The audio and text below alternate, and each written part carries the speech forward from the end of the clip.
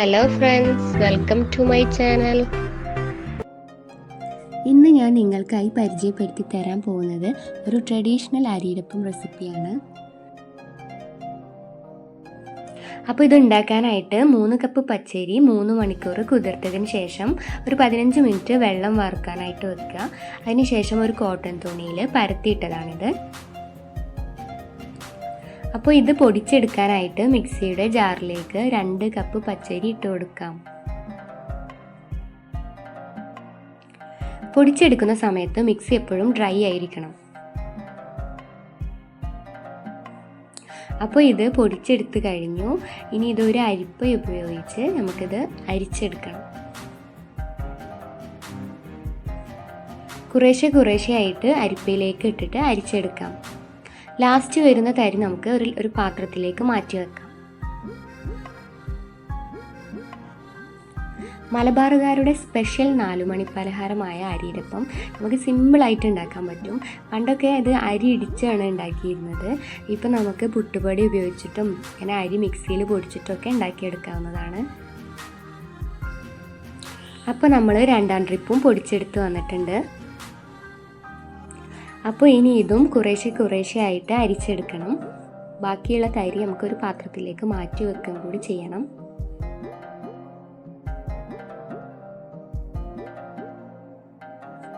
മാറ്റിവെച്ച തരികളെല്ലാം കൂടി മിക്സിയിലേക്ക് ഇട്ട് കൊടുക്കാം. ഇനി അതിലേക്ക് 1 ടേബിൾ സ്പൂൺ നല്ല ജീരകമാണ് ഇട്ട് കൊടുക്കുന്നത്. ശേഷം നന്നായി പൊടിച്ചെടുത്ത് വരാം. ഇനി ഇത് അരിച്ചെടുക്കേണ്ട ആവശ്യമില്ല, നമുക്ക് നേരിട്ട് പാത്രത്തിലേക്ക് ഇട്ട് കൊടുക്കാം. ശേഷം നന്നായിട്ടൊന്ന് ഇളക്കി യോജിപ്പിക്കാം. ഇനി ഈ പൊടിയിലേക്ക് മധുരത്തിനനുസരിച്ചിട്ട് പാകത്തിന് ഉപ്പ് ചേർത്ത് കൊടുക്കണം. ഞാനിവിടെ ഒരു 1/4 ടീസ്പൂൺ ഉപ്പാണ് ചേർത്ത് കൊടുക്കുന്നത്. ഇനി ഇതിലേക്ക് 5-6 ചെറിയുള്ളി ചെറുതാക്കി അരിഞ്ഞത് ചേർത്ത് കൊടുക്കാം. ശേഷം നമ്മൾ 2 വലിയ തേങ്ങ ചിരകിയതാണ് ചേർത്ത് കൊടുക്കുന്നത്.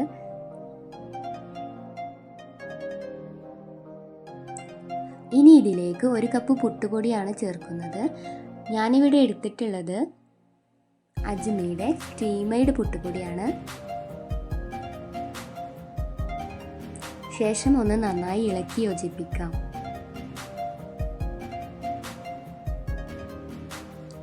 ഇനി ഇതിലേക്ക് ശർക്കരപ്പാനിയാണ് ചേർത്ത് കൊടുക്കേണ്ടത്. 1 കിലോ ശർക്കര കുറച്ച് വെള്ളത്തിൽ ഉരുക്കിയെടുത്തതാണിത്.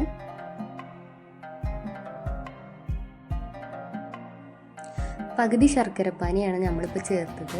ശേഷം നന്നായിട്ടൊന്ന് മിക്സ് ചെയ്ത് കൊടുക്കാം. ലൂസായിട്ടുള്ള മാവാണ് കിട്ടുന്നതെങ്കിൽ നമുക്ക് ഇനിയും പുട്ടുപൊടി ചേർത്ത് കൊടുക്കണം.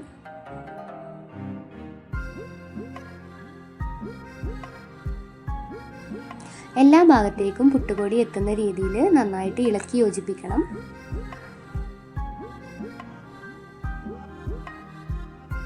ഇനി ഇതിലേക്ക് 1.5 കപ്പ് പുട്ടുപൊടി കൂടി ചേർത്ത് നന്നായി ഇളക്കി യോജിപ്പിക്കുന്നുണ്ട്.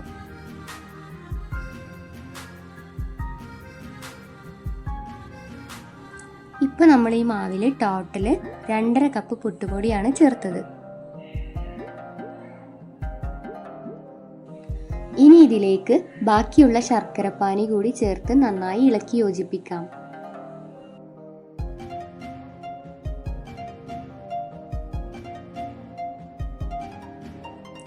ഇനി ഇത് 2-3 മണിക്കൂർ റെസ്റ്റ് ചെയ്യാനായിട്ട് വെക്കണം.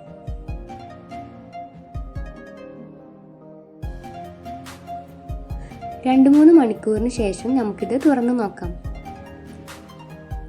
പുട്ടുപൊടിയൊക്കെ ചേർത്തതിനാൽ മാവ് നല്ല കട്ടിയായിട്ട് വന്നിട്ടുണ്ട്. ഇനി ഇതൊന്ന് ഇളക്കിയെടുക്കണം. ഇപ്പോൾ നമ്മൾ ഇതിനെ മൊത്തത്തിലൊന്ന് ഇളക്കി മറിച്ചിട്ടുണ്ട്. ഇനി ഇതിലേക്ക് 5 കറാമ്പൂവ് ചതച്ചതാണ് ചേർത്ത് കൊടുക്കുന്നത്. ഇനി ഇതിലേക്ക് ഒരു 1/2 ടീസ്പൂൺ ഏലക്കാപ്പൊടി ചേർത്ത് കൊടുക്കുന്നുണ്ട്. ശേഷം നന്നായി ഇളക്കി യോജിപ്പിക്കാം. രാവിലെ തന്നെ അരിയിരപ്പത്തിൻ്റെ മാവ് റെഡിയാക്കി വെക്കുകയാണെങ്കിൽ നമുക്ക് വൈകുന്നേരം ഇത് ഫ്രൈ ചെയ്തെടുക്കാൻ പറ്റും. ഇനി ഇതിലേക്ക് 1/4 കപ്പ് മൈദ എടുത്തിട്ടുണ്ട്. അതിങ്ങനെ കുറേശ്ശെ ചേർത്ത് കുഴച്ചെടുക്കണം. ഇനി ഇതിലേക്ക് നമ്മുടെ അരിയിലപ്പം ഉരുട്ടിയെടുക്കാൻ പാകത്തിൽ നമുക്ക് ശർക്കര ചേർത്ത് കൊടുക്കണം. അതിനായിട്ട് കുറച്ച് ശർക്കര പാനി ചേർത്ത് കൊടുക്കുന്നുണ്ട്.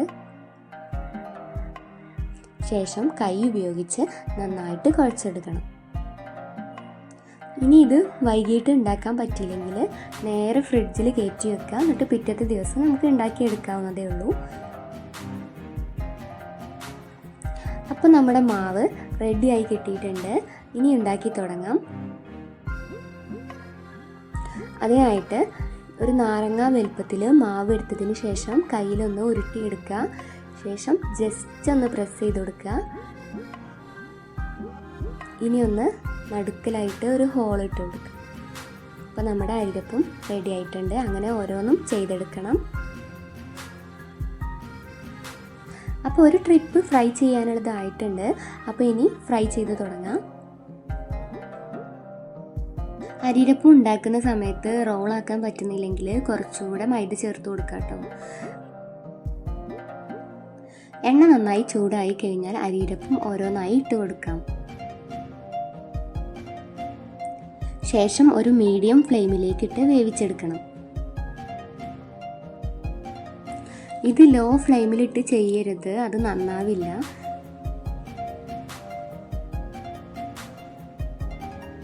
അരിരപ്പം ഇടയ്ക്ക് ഒന്ന് തിരിച്ചും മറിച്ചും ഇട്ട് കൊടുക്കണം. രണ്ട് വശവും ഏകദേശം കുക്കായി കഴിഞ്ഞാൽ നമുക്ക് കോരിയെടുക്കാം. ഇപ്പോൾ നമ്മുടെ അരിരപ്പം റെഡി ആയിട്ടുണ്ട്. ഇനി നമുക്ക് കോരി മാറ്റാം.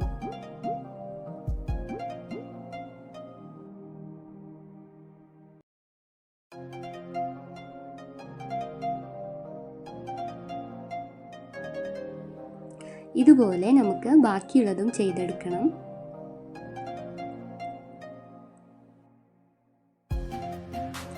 എല്ലാവർക്കും ഇഷ്ടപ്പെടുന്ന നല്ല അടിപൊളി സ്നാക്കാണിത്. ഉണ്ടാക്കി അന്ന് അത്ര ടേസ്റ്റ് തോന്നില്ല, പക്ഷേ ഇരിക്കുന്നതോറും ടേസ്റ്റ് കൂടുന്ന ഒരു ഐറ്റമാണിത്. അപ്പോൾ ഇതുവരെ ട്രൈ ചെയ്യാത്തവരുണ്ടെങ്കിൽ എന്തായാലും ട്രൈ ചെയ്ത് നോക്കുക. ഫീഡ്ബാക്ക്സ് ഉണ്ടെങ്കിൽ കമൻറ്റ് ബോക്സിൽ അറിയിക്കുക. ഇത് ഒരു മാസത്തോളം കേടുകൂടാതെ നമുക്ക് എടുത്തേക്കാൻ പറ്റും. നല്ല വൃത്തിയുള്ള പാത്രത്തിൽ ഇട്ട് വെച്ചാൽ മതി. അപ്പോൾ നമ്മുടെ പെരുന്നാൾ സ്പെഷ്യൽ അരിരപ്പം റെഡി ആയിട്ടുണ്ട്.